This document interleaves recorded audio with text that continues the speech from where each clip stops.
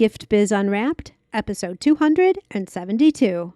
My first step was anxiety, and then my second step was anxiety. My third step was anxiety. Why were you anxious? You hadn't done anything yet. Exactly. Attention gifters, bakers, crafters, and makers. Pursuing your dream can be fun. Whether you have an established business or are looking to start one now, you are in the right place. This is Gift Biz Unwrapped, helping you turn your skill into a flourishing business. Join us for an episode packed full of invaluable guidance, resources, and the support you need to grow your gift biz. Here is your host, Gift Biz gal, Sue Monheit. Hi there, it's Sue, and thanks for being here with me today. Before we get into the show, one quick announcement. I continue to hear from a number of you asking about how to get into Maker's MBA. So this is a program that's created to take a brand new business dreamer from concept to profitable business in a proven step-by-step manner. And it's open once a year, so the next possibility to get into it is 2021. But I'm hearing you, because the truth is, even when you have a business up and running, things can get messy, and important foundational elements, like websites and email marketing, can be forgotten or never set up in the first place, because you're busy. So I created a new option for you, my established business listeners who have been running your business for 2 years or more. It's called Maker's MBA Accelerator, and it fast tracks you to a specific area of your business that you know needs attention, but you haven't had the time to focus on it. This comes at a perfect time as you start to prep for the all-important holiday season, particularly this year. If this sounds like something you'd be interested in, head over to giftbizunwrapped.com/makersmba. There you'll see a link for established businesses. Just click on that. I ask you a couple of questions, and you can be in Maker's MBA Accelerator quickly from there. Let's talk now about this week's show. If I were to tell you a young man recently out of school would have a passion and interest in snail mail, much less greeting cards, you'd probably think I was crazy. Well, I am kind of crazy, but that's beside the point. Alex, the hero of this story, is taking things we already know and, to be honest, may think of as part of the past and reinventing them in an entirely new and exciting way. He's making waves in the greeting card industry and beyond. Make sure to stay until the end to hear the impressive vision he has for the future. It blew me away. Okay, I'm opening the envelope and revealing all.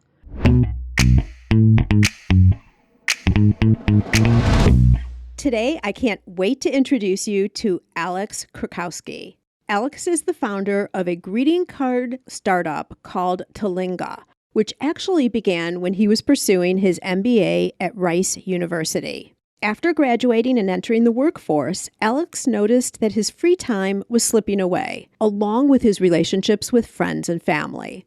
So, to keep in touch, he started snail mailing them literary artisanal work in the form of letters. He would draw pictures in story form and mail them out to loved ones piece by piece over time. So imagine a comic with images being taken apart page by page, and then those pages sent out one by one throughout weeks or even months. For his friends and family, it was a way to stay connected and create fun, personalized stories. They would look forward to checking their mailboxes every day and enjoyed the stories because they were always goofy, sent over time, and big bonus, Alex's family and friends were the main characters in their own personalized mailbox movie. From there, Tellinga was born. Alex, welcome to the Gift Biz Unwrapped podcast. That was quite the intro, Sue. Thank you so much for having me. I am very grateful for being here. I am thrilled to have you on, and we get a lot of people who are interested in being on the show, and I have to look and see if they fit with the audience, all that type of thing. I looked at your website and I was enthralled. Like, this was so cool, so unique. I am really, really excited to hear your whole story. So, yay, you're here. Thank you. So I have a big smile on my face. You're making my face a little bit red right now with all the compliments at a time that I desperately need them. So thank you, Sue. Aw, we all can use a little bit of that right now, I guess, right? Sure. Well, let's start out in our traditional way. I know that this made you have to think for a second, but I like to have our guests share with us a little bit about themselves by way of a motivational candle. So if you were to tell me a color that resonates with you and a quote that you would put on a candle if you were creating one that spoke all about you, what would your candle look like, Alex? So I'm going to answer in a way that maybe none of your podcast members have answered before. I'm going to say that my candle burns in two different colors. And I think that with people that come on, there's many different personalities. And then even within the podcast member that comes on, they sometimes are at an extreme high, sometimes they're at an extreme low. So I think for me and for all of your listeners that are entrepreneurs can completely attest and agree with this is I think I burn two colors. One is an extreme white, light yellow. And that's because I'm an extreme optimist sometimes. And that's the way that I have to be to keep moving things forward. But then there's days or times that I'm kind of almost like a dark black where things are a little bit lonely and sad. And I think that the motivational quote behind the dark black light is you have to grind to shine is what I like to say. You have to keep grinding to keep shining, right? And what that means is that whenever things are black and looking down and looking bad, you have to keep persevering and working through them to kind of take that black light and turn into a lighter color where it can eventually turn into that bright white, light yellow, right?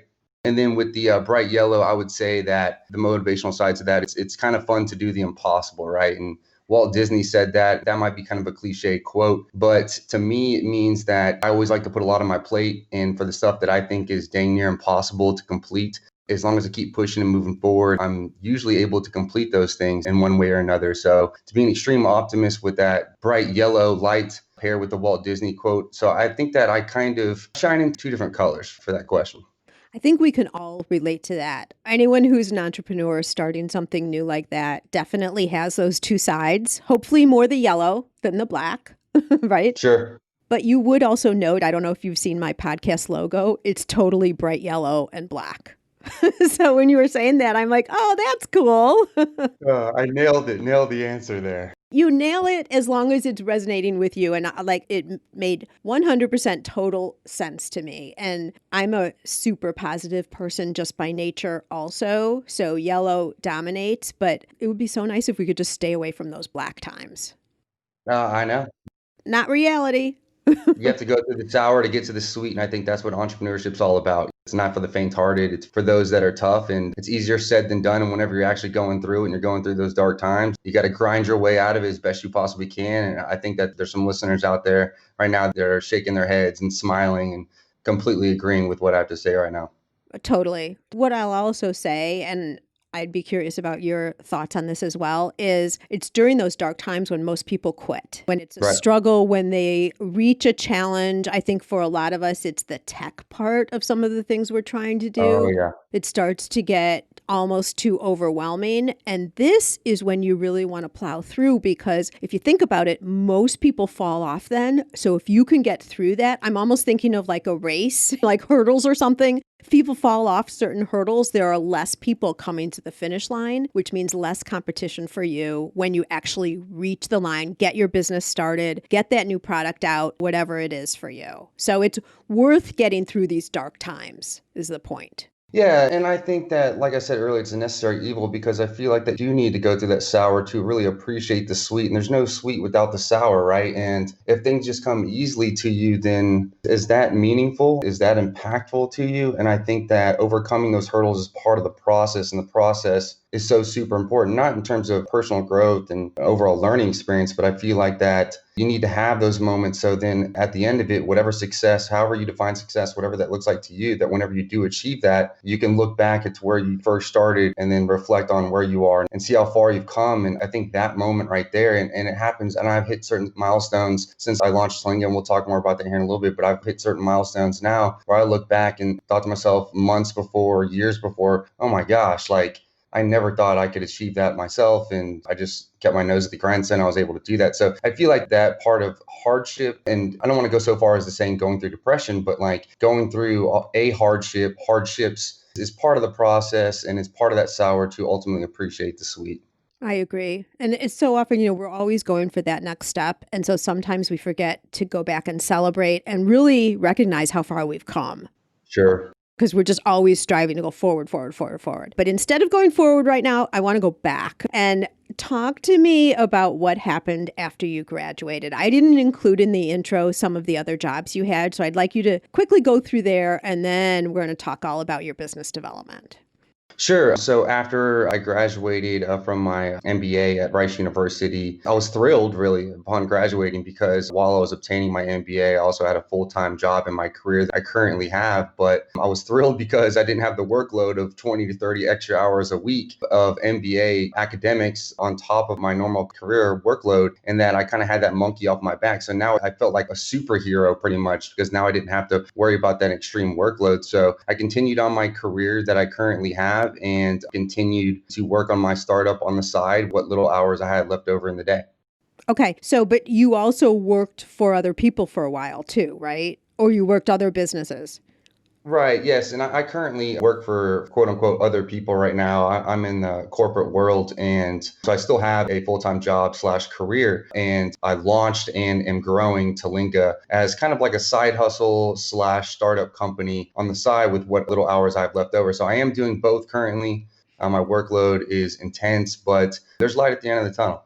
Okay, perfect. That's perfect because so many of our listeners are doing the same thing. This is something that I think is a really smart move. Growing and building on the side versus, how people will say, oh, just quit your other job and jump in and then it'll have to be a success. I think that's so stressful when you're doing it that way. You're putting yourself up for risk. And it's just like, I much prefer what you're talking about, where you have some income, you have some stability, and you're able to start building something of your own also. So that's perfect. But okay, so now that I know that, let's just get into Tellinga.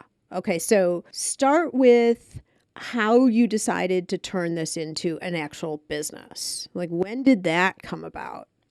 Sure. So roughly 3 years ago, I decided to go back to school and obtain my MBA from Rice University. About a year into the program, I was inundated, overwhelmed with work. It must have been midnight on like a Tuesday. I was studying for an accounting exam. And I got really tired of work, extremely bored with what I was studying. And I was like, what am I doing here? It's midnight on a Tuesday. And I realized like I have a full-time job and I'm getting my MBA with an intense workload and I really have no time for friends or family anymore. So taking a step back from there, even, I've always been a huge fan of snail mail. Whenever I was in sixth grade, my English teacher said that she used to write letters to her mom and they used to exchange letters back and forth as a way to keep in touch. And at that time, back then, whenever I was 11, 12 years old, people were still writing letters to each other, but there wasn't the digital or social media experience that we have today in the world that we live in today, right? So I thought it was really cool that she used to exchange letters with her mom, a unique way to keep in touch, right? So right after I heard that from me being in sixth grade, I started writing letters to my grandma, right? And so I started writing letters back and forth. And it was fun. We did that for roughly 2 years or so. And then from there, I used to exchange letters with people while I was in college, right? So I've always been like a really big fan of snail mail. I've always looked forward to getting a greeting card in the mail, Sports Illustrated in the mail. So with that kind of love of the traditional mailbox, I started thinking, man, I don't see my friends or family anymore. I'm constantly studying midnight on a Tuesday, accounting exam I'm studying for. Nothing seems to stick anymore. I need to take a break, right? So what I did is I drew little stickman drawings of two prior experiences before in my life. And I sent them off, one to my mom and then one to my brother via snail mail and envelopes in my car, had some stamps in my car. And then I sent them off as kind of me being stressed out and wanting to take a break from my work. And one of the drawings was reminiscing a period from my past with my mom. And this is kind of hard to follow, but I'm hoping your listeners can understand where I'm coming from here. But whenever I was growing up, the first Star Wars movie, Phantom Menace, was a huge movie at the time. And one of the characters, Natalie Portman, played Queen Amidala. And so my mom watched it with my brother and I at the movie theater. I think we went opening day. And my mom afterwards, in a way to get us to do chores and for us to keep to our studies, she said, you listen to me, I'm Queen Mamidala. So instead of Queen Amidala, She nicknamed herself Queen Mamadala. I love that. And then we laughed one time, but then like It became a thing, probably. yeah, it became a thing because she kept saying it over and over again. And maybe there was a diminishing return on the comedy there because she kept saying it over and over again. So I drew a little stickman drawing of reminiscing her saying that and her dressed up as a queen. I sent it off to my mom. And then the other incident was with my brother. We were growing up. I was, I think, 16 at the time. He was 18. He was a senior in high school. We went up to Wisconsin to visit some relatives, and we're at the Kansas City Chiefs training camp. And one of our favorite players growing up was Tony Gonzalez, just tight end for the Kansas City Chiefs at the time. And keep in mind, my brother is 18 years old. He pretty much has chest hair, facial hair. He's almost full grown man about to go off to college, right? Whenever Tony Gonzalez comes out of the locker room, he, in the most childlike voice, goes, Tony, Tony, Tony, can you please sign my ball? I came all the way from Houston, Texas for you to sign my ball. Please, please, please. It's kind of one of those had to be there type stories because it blew me away, blew my parents away. They were standing by like, where did that little childlike voice come from? You're like almost an adult male. Like, what are you doing? And it was the most cringe-worthy thing. It was just the worst thing in the world to hear. Like, oh my God, you're like an adult man. Like, you shouldn't sound like that. And so we all gave him a hard time for that. So I drew a stick figure picture drawing of him trying to reminisce that period from as much as possible because I wanted them to go and check their mailbox and to receive it and it to be a different form of message or receiving something from someone. I've really put a smile on their face as a way to kind of keep in touch with them. So they absolutely loved it. Some days go by. I'm in one of my classes at Rice. I tell one of my friends what I did. And that friend actually told me, hey, maybe you should turn this into a business, right? And so that's essentially the birth of Tellinga. And Tellinga stands for telling a story. And what we do is we create epistolary greeting cards that tell people's unique stories. That is so cool. Do you think that if your friend wouldn't have said that, you would have ever come to the idea? I don't think so because I just wasn't thinking about it that way. While I was getting my MBA, everything was so much bigger than sending letters or greeting cards in the mail. Everything was very corporate, so to speak, of getting that next position in your current career and getting the next spot. Or if you're to start a company, start something, another electric car company or something way what people would perceive as bigger. So absolutely not. It did not cross my mind at all. Yeah, it's very interesting. I mean, that happened to me too. It was my husband who had to say, why don't you go into business yourself? I had been coaching people forever on the corporate side. And so when I stopped, it was the same thing. And I think it's similar with our listeners too. They don't necessarily, if they make things, they're creators, handmade creators. The idea doesn't necessarily come to them themselves that they're capable of doing what other people have seen them do. So this is kind of a heads up to anybody who's listening, who's had anybody ever say to you, hey, maybe you should start selling that. It's such a great product. I love it. You should think about turning it into a business because you can see here where other people have had that experience and it's been successful. So I love that that was your story, Alex. So what then did you do? You thought about it and obviously considered it to be a good idea. What was your first step to actually forming a business around this? My first step was anxiety. And then my second step was anxiety. My third step was anxiety. Why were you anxious? You hadn't done anything yet. Exactly. That's why I was anxious, is because I haven't done anything yet. I've never started a company before. I've never done any of the immediate things that I thought that I would need to do upon launching the company. Not to mention, I had a full workload with my career. And then on top of that, I was getting my MBA. So I have two major things going on already. And then how do I launch a company coming to be that third thing in my life? But so why did you decide you needed to do it then versus waiting like until you were done with your degree? Were you that excited about it or? I was that excited about it, but I just had an entrepreneurial kind of itch that I needed to scratch. And Rice's entrepreneurship program is, for whatever it's worth to your listeners, it's ranked #1 in the nation. There's a very strong entrepreneurship program. And I was constantly immersed within the program with other entrepreneurs as well as the academics behind it and almost being consistently bombarded by entrepreneurship at Rice. So I've always kind of had this itch that I've wanted to scratch with entrepreneurship. And then I paired that with getting my MBA from a really strong entrepreneurship school. And then you pair both of those things with the fact that I really love the idea. And I thought, ultimately that this is a simple idea. I'm not creating a cure for cancer. As I mentioned, I'm not creating another electric car company. This is a simple enough idea that I could perhaps execute on this, at least starting by myself and having a full career workload paired with an MBA workload, that I could actually do this, right? So as far as getting started, it's just anxiety because even though it's not some big grandiose idea, as I mentioned, there's still a huge learning curve, and I've never done this before. And so I just started trying to tackle things, right? I knew that I wanted to have a website. I started doing research, tons of research. What were you researching? Just researching, if anyone's currently doing this, and what epistolary is, a literary art form in the form of letters being sent through the mail. Dracula, Bram Stoker. Did you know that word when you started out, or you found that in your research? No, I didn't. Okay. And I'm sure a lot of your listeners do, because it's a thing. People know epistolary. I did not know that. And so I didn't know it.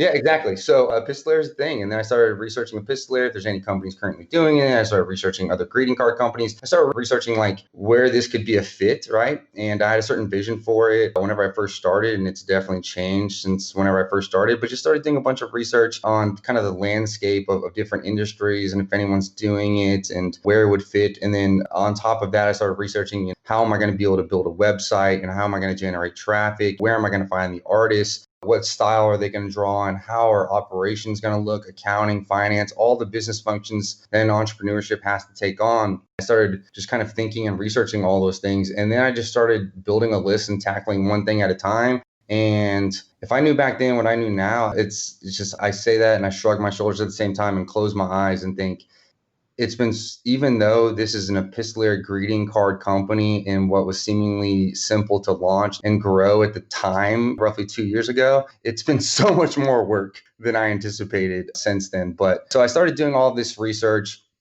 Essentially, I started to kind of morph this product and started to kind of build on it slowly over time. Okay. What would you say to somebody now? You were just mentioning if I would have only known back then. Well, back then, first of all, isn't that long ago. It's just 2 years ago. But what would you say to yourself that you wish you would have done differently at this point? Like, I'm thinking for people, Alex, who are just thinking of starting out, do you have any tips right here at this beginning point of something you would have done differently? By no means am I an expert or a teacher, but You're an expert on your situation, though.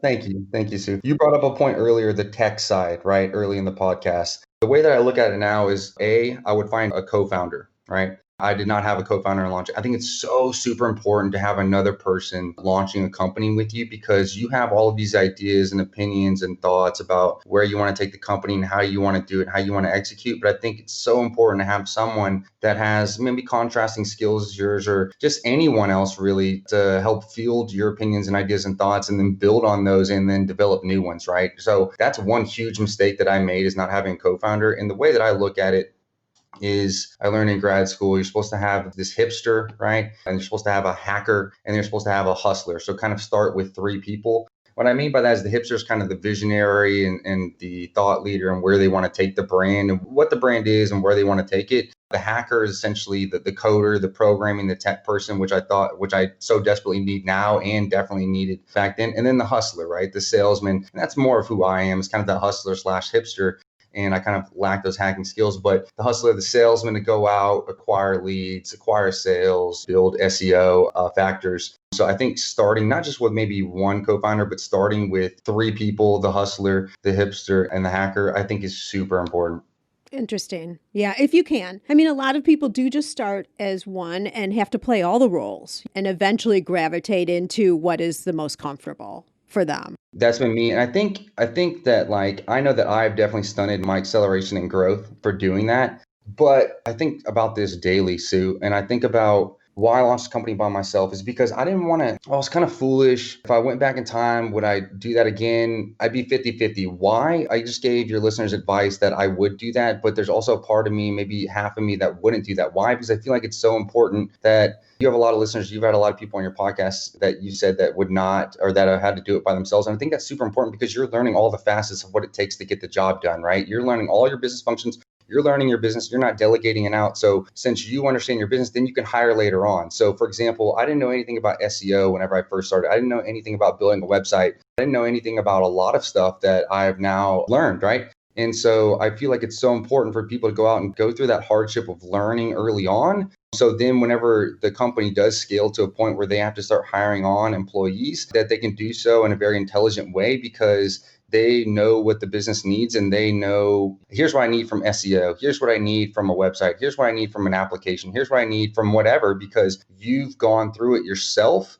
And you know that you can't necessarily tackle it due to some constraints, whether it be time or anything else, but you know what the business needs more than anyone else does. So instead of immediately just delegating out tasks, you don't even know how to manage those tasks. You don't know how to manage those people because you've never gone through it yourself. But if you've gone through building a website, you've gone through SEO, you've gone through accounting, finance, other business functions, you've gone through that suck by yourself, then you know how to manage that with the people that you do decide to hire on later in your business, if that makes sense. Yeah. And I think a lot depends on just how you are as a personality, too. I mean, I don't have co-founders or partners with either of my businesses, but I have an assistant who is solid gold. And she is like, Sue, if anything happens to you, do you know that I am not taking on this company? Like, she doesn't want any responsibility like that, but she's loving everything she's doing. She doesn't have the skin in the game like that, especially financially. So I think, and I also like to call all the shots too with advice and all of that. So I think I really like what you're talking about is having someone else around to bounce ideas off of. Maybe that's a business coach.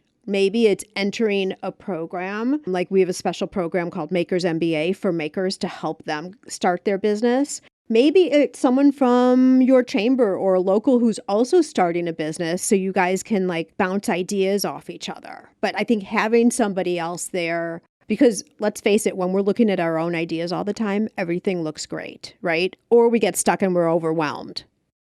Okay, so you got things started, you did all your research, you wish you would have had someone else to bounce ideas off of. So that's really interesting and good for us to know. Talk us through where you were and what you had in place at the point you went, quote unquote, live with the business. We're coming right back after a quick word from our sponsor. Yes, it's possible. Increase your sales without adding a single customer. How, you ask? By offering personalization with your products. Wrap a cake box with a ribbon saying, "Happy 30th birthday, Annie." Or add a special message and date to wedding or party favors for an extra meaningful touch. Where else can you get customization with a creatively spelled name or fine packaging that includes a saying whose meaning is known to a select few? Not only are customers willing to pay for these special touches, they'll tell their friends, and word will spread about your company and products. You can create personalized ribbons and labels in seconds. Make just one or thousands without waiting weeks or having to spend money to order yards and yards. Print words in any language or font. Add logos, images, even photos. Perfect for branding or adding ingredient and flavor labels too. For more information, go to theribbonprintcompany.com. Sure. I'll explain just briefly what the business actually is, right? So Tellinga, as I mentioned, stands for telling a story. We create epistolary greeting cards that tell people's unique stories, usually love stories. And this is usually sent to someone as a premium greeting card or a really unique gift, right? And so let's say, Sue, you and I are best friends and I want to buy you a birthday gift, right? So I log on to tellinga.com. And then the first thing I do is I select a certain story length, whether it be a 1-day story, a 1-week story, a 2-week story, or a 1-month story. And I'll come full circle with that here in a little bit and what those story lengths are. And let's say I say Sue is an evil podcast host trying to actually take down all makers and creators and craftsmen across the globe. Dun, dun, dun. She's not really doing this from the kindness of her heart. She's not really trying to do anything positive for the makers of the world. And she's really trying to take us down. Alex, I'm not liking your story. Keep going. I'm just kidding. I know. And you find this funny because I know you and I know that you do this, right? And I'm also a maker and craftsman myself. So it's funny and it's relatable to both of us because we're best friends. And then I throw your brother in there. Let's say you have a brother and I say, Sue's brother is my sidekick and we try to take you down or whatever, right? So I provide a description and then I upload a photo of your brother, upload a photo of me and then you, and then I hit submit. And then from there, it gets sent off to a team of 25 contracted artists that are located throughout the United States. And they then begin illustrating out that story on a 5.5 by 8.5 size greeting card, like cardstock. They begin drawing out that story and they snail mail it out piece by piece every other day for 1 week, 2 weeks, or 1 month. So going back to the story lengths, the 1 day story is just one hand-drawn illustration. The 1 week story is 3 hand-drawn illustrations sent out every other day over 1 week. The 2 week story is 6 hand-drawn illustrations sent out every other day over 2 weeks. And the 1 month story is 12 illustrations sent out every other day over 1 month, right? So the whole point of this, and so let me get back to the story, is let's say the first part you get and you're plotting to take down all craftsmen and makers and stuff like that, right? And that's the first illustration that you receive in your mailbox. And then 2 days later, you receive another illustration. It's me meeting up with your brother and he's my sidekick and we're like going to go take you down or whatever. And so every other day you receive another part of that story in the mail. And it's essentially like a very personalized storybook for all ages. If you were to rip out all the pages of that personalized storybook, and you were to snail mail them out every other day for that period of time, that's what we're doing, right? And the whole point of this is to kind of tap back into the tangible, the physical, the real side of life, getting people to look forward to their mailbox. Everybody has a mailbox, but they're not often excited to check it anymore because it's usually filled with junk mail and bills. And you pair that with everything's email, everything's social media, everything's digitized electronic these days. That this is the anti-social media, anti-digital electronic company, and that we're trying to kind of get back into that tangible, physical, real, old school way of life. And we're trying to accomplish that really through the mailbox and be a mailbox company and getting people at the end of a hard work day, they come home and they receive another part of the story that they're the lead character in, just to put a smile on their face at the end of the day. Well, first off, who wouldn't want a story written about them? Whether you're the Right. evil villain or not. I don't know. Like, I want my story now, right? Right.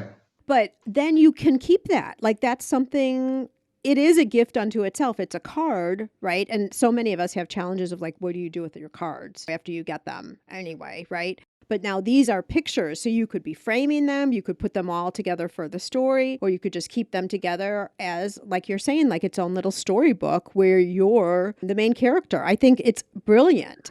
And the reason why I position this officially as like a greeting card or an alternative greeting card is because I just think traditional greeting cards, for lack of a better word, suck, right? They're not truly personalized. They're fixed. They're cheesy. They don't say what you really want to say, right? And usually whenever I receive them, and I think 99% of your listeners would agree with me, is that whenever I receive them, I fake smile, say thank you. Maybe I pretend to put it up on the fridge for a second, but whenever that person leaves my house or leaves whatever situation I'm in, I'll take it and usually throw it away, where it's almost meaningless to me because of how generic, fixed, and lame it is, right? And there's really no additional benefit after you receive it just the first time, right? You can't do anything like frame it, or you can't put it on a t-shirt or a mug, or you can't put it somewhere up in your office to remind you how unique of a gift that was where you're the lead character in, right? So I just think that greeting cards that they have with other companies and will continue to be disrupted because they need to be, because of how fixed they are in nature. Right. I mean, there are customized cards now, but they still only take it to a certain level. You are way over that with what you're doing. Right. So what are the price ranges? You don't have to tell me for each one of the times, but like, where does it range from the least expensive, like the 1 day, to the 2 months? What's your range? It's $10 to $120. Okay, so totally reasonable if you wanted to do like 1 card, 1 week, even 2 weeks would equal the cost of a gift, let's say, if you were sending someone a gift. It's kind of the greeting card that serves as the gift and also the Right. greeting card at the same time. But even at $10 for the 1 day card, I mean, that's still extremely competitive for the premium greeting card space. And you look at other more premium greeting card offerings at the top shelf at CVS or Walgreens or some other companies currently selling more higher end greeting cards. I mean, you're looking at $10 to $15 anyways, but those greeting cards that you're purchasing there are still 10 to 15 bucks or that are still fixed and have the same message. Mine is completely 100% personalized and customized. So we're really excited about that. Totally get it. I'm totally in line with your pricing. Love it. Okay, so now that we understand what the product is, what did you have in place when you got started? Let's start there, and then I have a follow-up question. You had your website, obviously. Here come the artists, right? Like I got to plug in artists. Where am I going to find these artists, right? So I reached out to art organizations at Rice University as well as University of Houston. It's a Houston-based company. And I asked the presidents there, do you have any people that'd be interested in this? And so they blasted it out to their people. And the response was overwhelming. I mean, I must have had 100 applications sent to me just from 2 different groups. that I sent it out to. So, I mean, there was a real need for artists to want to get plugged into a cool new startup platform. So I needed to hire the artist, right? And then from there, what do I do with the artist, right? Like, what are they going to be illustrating on? What's that going to look like? And how's that going to be delivered? What internal platform are we going to use to communicate and to run operations on? There was just so much to consider, but like I said, it was one thing at a time. And as soon as I reached out to acquire artists and I interviewed the artists, I was like, well, what am I going to do with them now that I have them on board? And now that I have them on board, what platform are they going to be plugged into where they can communicate and post their artwork to? And then it was just one thing at a time. And like, really, it's like I had what I thought at the time, 2 or 3 more things to do. It was really like, in reality, it was like 20 to 30 things more to do, but I didn't see those 20 or 30 things to do from there. I only saw the 2 or 3 because I thought it would be a lot simpler than what it actually was. Because one thing leads to another, Oh, yeah. for sure. Problems lead to other problems. So did you start with several artists and then get up and running and test the system to see where the holes were and other things that you had to add in? That's exactly what I did. Yep. Saw Okay. where the holes were. I had immediate friends and family obviously purchase Tellinga stores just to give it a good test, and then worked out the holes later on. Okay. So it wasn't totally perfect when you started, which is a good lesson for all of us to remember. You still got started. And sometimes you can't find the holes until you've started. It was awful. Okay, so there has to be a story. I'm not letting that statement just pass by.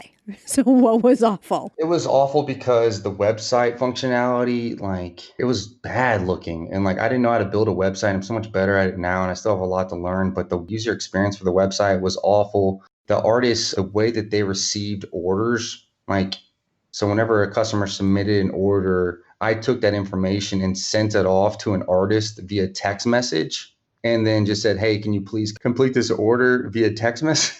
And now we have an internal platform that obviously is automated, that whenever an order comes in, it automatically gets sent out and it gets posted, and then they take it and they complete the story and they upload the images. Where at the time, it was just me sending out, first of all, it was a terrible user experience. The website barely worked. And then if a customer was able to complete an order on the website, that order was just taken by me and sent to an artist via text message and say, hey, can you just complete this and send out these illustrations whenever you can?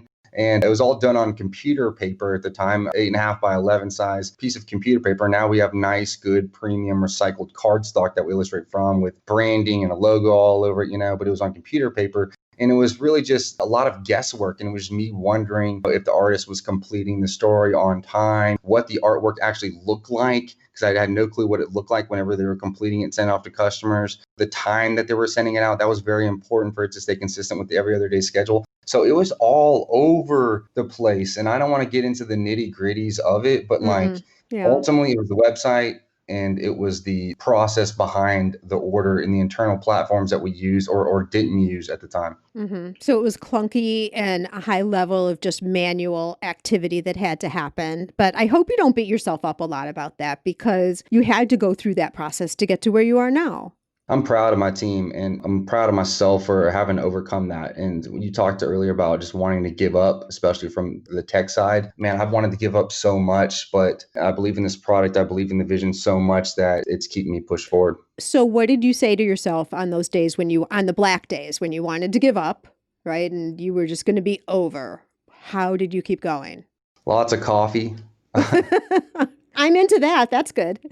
Yeah, lots of coffee and just being a pause, like, I don't know, some internal driver of mine. Just your drive, I guess. Yeah. Yeah, self-starter, and me envisioning what this product could be and where it needs to be and the niche that it will be in and kind of has already placed itself in. But kind of seeing and understanding that before in the past, like, I just need to get over this little hurdle here. And after I get over this little hurdle here, I'm going to have to get over this slightly bigger hurdle here. And I'm going to take it one step at a time. And I'm just going to keep moving forward, right? But it's kind of like when you watch like sports and you hear athletes talk about taking things one game at a time. I mean, that's so true. And it's just taking one play at a time, one game at a time, one task, one challenge at a time, and overcoming that and not thinking too far into the future. You kind of have the Super Bowl in mind, right? But you're not consistently thinking, I need to be at Super Bowl right now. You're just thinking, I need to have a good regular season. Once I have a good regular season, then I'll get into the playoffs. I need to have good playoffs. Playoffs will lead me to the Super Bowl, right? But not completely so fixated and stuck on the Super Bowl, but just taking everything one step, one game, one play at a time.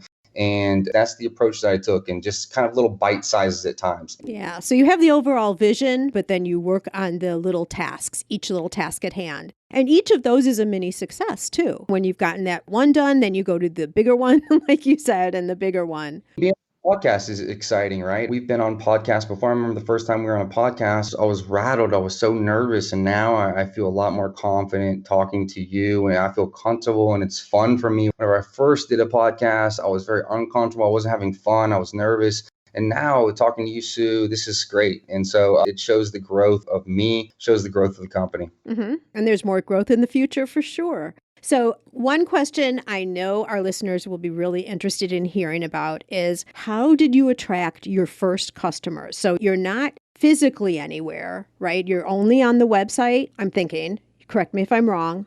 All on the website, yep. Okay. So how did you attract your first customers to even know about the website? First of all, as friends and family, we had to create content for the website. We had to create illustrations to show as examples, right? So to get my mom, dad, brother, girlfriend, all of my peers at Rice at the time, like, hey, please buy this, please buy this. And it was extremely, right now we have, for example, a $10 one-day card. It used to be called $3. So it was extremely cheap, right? And just getting people around me to make sales. But that was fun. But obviously what matters most is to having a customer that's never, or that you don't know, order your product, right? And so I actually reached out to the Rice Thresher, which is a newspaper at Rice University. And I told them what we were trying to accomplish about our project. And they did a story on Tellinga. And then once that posted, there was a sale that was made that night from a person that I've never heard of before, had no connection to any of my friends or family, nothing at all. And sometimes sales before then would come in and it'd be from someone I've never seen before. But then I later found out it was a friend of a friend or a friend of my parents or something like that, right? But then a sale came through and I did so much research just to find out that it was from someone that's not connected to me at all through any degrees of separation. That was pivotal. And then that was the most euphoric, exciting, entertaining, awesome feeling. And I later found out, I think the next day, that they had saw the article in the Rice Thresher and decided to give it a try. And I remember it was that night whenever they made the order, I was sitting in the middle of class and I couldn't sit still. I almost wanted to leave the room and do jumping jack and push-ups because I was so pumped that it actually happened, right? And that's whenever the validation hit. Before then, everything leading up to that moment was kind of like, this is probably not going to work. This product stinks. Nobody wants this. Nobody wants me. Nobody likes this idea, whatever, But whenever that sale was made, there was so much weight that was lifted off my shoulders. That monkey was essentially off my back. The sale came from a person that no one knew, no one's heard of. And it was the most amazing thing in the world. I couldn't believe it. And just so much validation came from that. That is amazing. And when that happens, then you know there's more. When that first one comes in like that, you know there can be others behind it. Sure. Yeah, absolutely. And a lot has come since then. So that was kind of the start. I would say that's pretty much the launch of Tellinga. Everything before then was kind of like a pilot program, test program. Okay. All right. And so now what are you doing today to attract people over to your website? I'm getting on Gift Biz Unwrapped podcast and talking to Sue. There you go.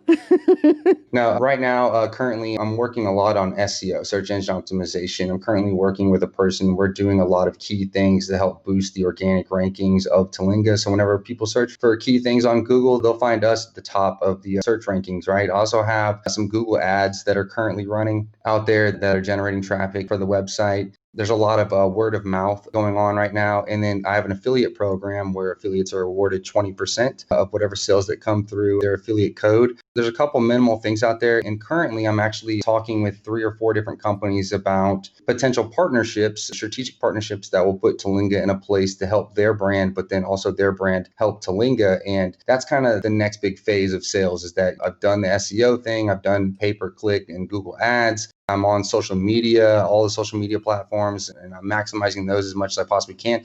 I've realized Tellinga's kind of gotten to this point where I blog, but Tellinga's kind of gotten to this point where partnerships is kind of the name of the game. Mm-hmm. And right now I'm talking with a few companies out there to hopefully put Tellinga in that white, bright yellow light we talked about earlier.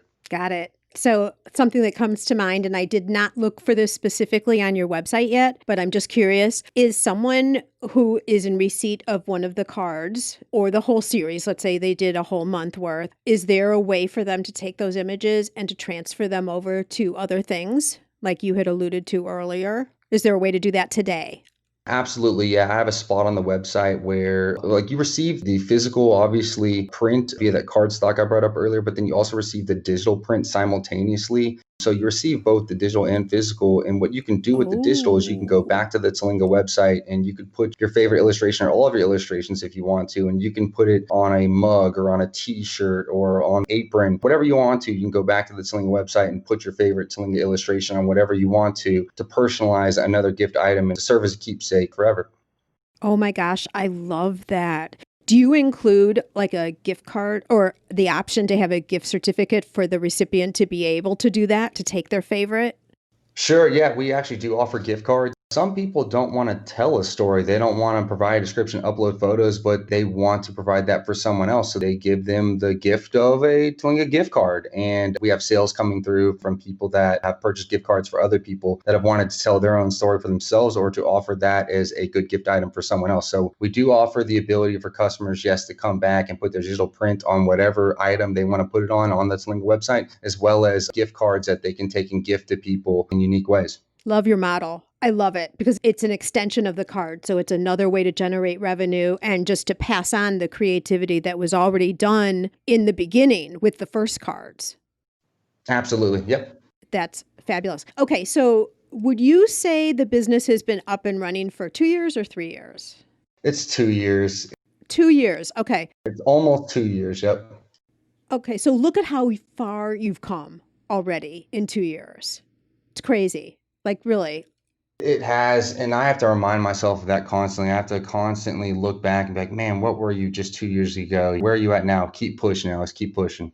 Yeah. Well, and I appreciate you being honest and saying that because here we've been talking about how great everything is, not without the black days, right? Like things get dark and troublesome and all of that. But it's good for us to hear when there are struggles and challenges from others who, from the outside, look like everything's going well, because to get to that point have been challenges before. And when we're in those days when it's hard, you forget that there's the yellow later, right? There's the light later, Right. because you just get bogged down because the darker days just feel so yucky. That they do. And there's been more dark days than light days. But the good thing is within the past, I'd say 6 months, there have definitely been more light days than dark days. So getting out of that dark time, the worst is in the beginning. The worst, I mean, with everything, the worst is in the beginning. But then I'm so glad we grew out of that. It felt like forever. But now I would say we are officially out of those very, very, very dark days. Okay, so here's a question for you. Do you think the days were dark because of what you said to yourself? Because of the pressure, like the pressure you put on yourself and the drive to be where you're trying to go faster? That's probably half of it, right? I'd say the other half comes from me having a vision for what this product should be for a great customer experience, right? That putting the customer first and thinking about ordering a Tellinga story through their eyes, for them to go to the website, for them to go through the process, and then receive the cards that they receive, and just creating a great customer experience that if I'm charging money for this product, I want it to be the best possible product and provide the most value to the customer. So yes, it was built on speed and where I want this platform to go, where it is now, but a lot of it is like built off and driven from the customer experience and me wanting them to have a great time. So I would say both of those things. Okay. Well, I'm glad to hear that it's leveling off and soon it's going to be the yellow is more than the black, right? Sure, yeah. For sure. I love that. The theme of the podcast. Exactly. I Yeah. just kept going back to that also because I I love love it. it. I love actually both those colors too, to be honest. Sure. So where do you see this going from here? Yeah, so the goal is to start onboarding writers in the future. Right now, we just have artists that are illustrating out stories. Is that within the next 3 months, I really want to start onboarding like novelists, people that are writing short stories, poets, if you will, and to do like letter writing. So we're doing artists, and then we also have writers to do both of them and to really eventually own the mailbox, right? And to be a mailbox company. And we're delivering letters and we're delivering epistolary art, right? We're doing all through the mailbox. And then I want to implement a subscription program that where people can subscribe and they can say, hey, I have an anniversary here, Valentine's Day here, birthday here, whatever event that they're trying to celebrate, that they can subscribe. And then on certain dates, they'll receive another part of their story, their life story, whatever story they want to tell, or they receive a brand new card, but to have some kind of subscription platform in place. And then I want to open this up for businesses to allow, right now we're 100% B2C, but to open this up to B2B, that there's been a lot of interest from businesses that have wanted to use Tellinga as thank you cards to their clients, and then other ways of using the Tellinga cards from a B2B perspective. So having a subscription model in place, and then eventually as it scales, it's going to need to get flipped into like an Airbnb style model where artists can across the world, and we've shipped out to 36 different countries at this point, which I'm extremely proud of. It's amazing. But artists across the world can quickly onboard themselves through a verification process. They can post their previous artwork or their Tellinga artwork and have their own personalized portfolio. And they can set their own pricing within limits and allow people to let the market dictate what they're worth and determine if they want to buy cards from them and to flip into an Airbnb model. And everyone kind of has their own little page, right? As you know, Airbnb is apartments, not like a mansion. A mansion's going to cost a lot more than an apartment, but people can very quickly onboard themselves and start renting out a space on Airbnb. So I really want to get into that. And then eventually I want to initiate really direct mail advertising partnerships. And I want to approach businesses that, let's say there's a comparable business that's selling like art utensils, right? Or art materials, right? And approach like Hobby Lobby and say, hey, Hobby Lobby, you already do a direct mail advertising campaign. I will guarantee you 100% open rate. You go ahead and give me whatever advertisement, brochure, marketing piece that you would normally send out in your direct mail campaign. You go ahead and give it to me. And I'll instruct all of the artists to put your brochure or your advertisement in the envelope and let that be another form of revenue generation, right? So everybody's going to want to open up the envelope and they're going to want to see their Tellinga story that's being gifted to them. And then right next to that illustration they receive in the envelope is going to be a Hobby Lobby or whatever Ed's art supply store brochure in the envelope, right? So bottom line, I want to do writers, number one. I want to do the subscription model, number two, with a business to business. I want to flip it into an Airbnb model and eventually get into this direct mail advertising partnership model.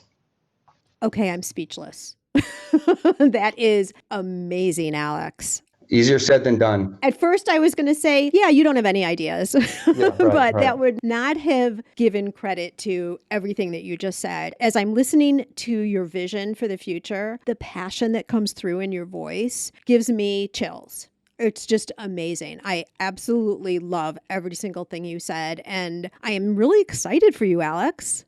Thank you, Stu. It sounds amazing to talk about it. It's another thing to be about it, right? Anyone can say anything, it's actually executing it. But I think all of these things I can execute. So I'm shaking my head right now and I'm feeling confident about it. I think that is something that we can handle. Yeah, and one at a time. And you definitely know where you're going. That is for sure. That's right. Share a little bit with our listeners about where they can learn more about you. And then I was also thinking we have creators here. So if you want to give a little pitch for if you're looking for more artists or now writers, take it away. Sure. I'll start with pitch to the artists and the writers. If you are a really unique and creative artist, I would love for you to reach out to me. You can go to the Tellinga website and you can contact us on the Tellinga website. Same thing for the writers. Looking to do this. I'm looking to start onboarding writers in August, September. Not necessarily doing it right now. But if you want to reach out to me right now and get in the pipeline, you'll be the first people that I contact. You can still go to the website and contact me there. Looking for anyone that's interested in poems or short stories, little novels, love letters. If you think that you want to do that and you want to come on board Tellinga, then go to the Tellinga.com website and reach out to us. It'd be awesome. And as far as for customers, a lot of holidays coming up on the latter end of the year, or if you just want to send a Tellinga card to someone just to keep in touch with them in a unique way, you can visit Tellinga.com. You can go through the steps to order your story. There is a discount I'd like to offer. You can get a 15% off of your order using coupon code Tellinga. It's Tellinga, Tellinga. You can use that for 15% off. And then you can also find us on social media at Tellinga Stories on all the major platforms. If you'd like to tell your story with us, we would love to have you. You can reach out to us at Tellinga.com. Thank you so much, Sue, for having us on. Alex, this has been absolutely wonderful. Like I said, I love the passion. I love your product, actually. Just the whole thing is so creative, yet it ties in with things we know, right? Our story, the mail, greeting cards, all of that. So it's very relatable, although done in a completely different way. I am so excited to watch how you progress and what the future holds for you in Tellinga. Thank you so much for being on the show. Thank you, Sue. You have a good day. You too. Are you as impressed with Alex as I am? I feel like I lit a rocket ship when I asked him about his future vision, and he lifted off with his full plan. It's a lot, it's big, and I have no doubt that it will happen. Next week, we're going overseas and talking about manufacturing your product in a foreign land. Did you ever wonder about the process behind going from a product idea to actually having it in your hand? Or maybe even having your current product mass-produced because demand is increasing. A great problem to have, right? We'll uncover what's behind overseas production in the show next week. Until then, a gentle reminder that subscribing and reviewing is a great way to give back and show your support for the show. I've made it much easier for you to do that now. Just go over to giftbizunwrapped.com/review. I really appreciate it, and thank you so much to those of you who have already written a rating and review for this show. Make it a great week, stay healthy and safe, and I'll see you again next Monday. Bye for now. I want to make sure you're familiar with my free Facebook group called Gift Biz Breeze. It's a place where we all gather and are a community to support each other.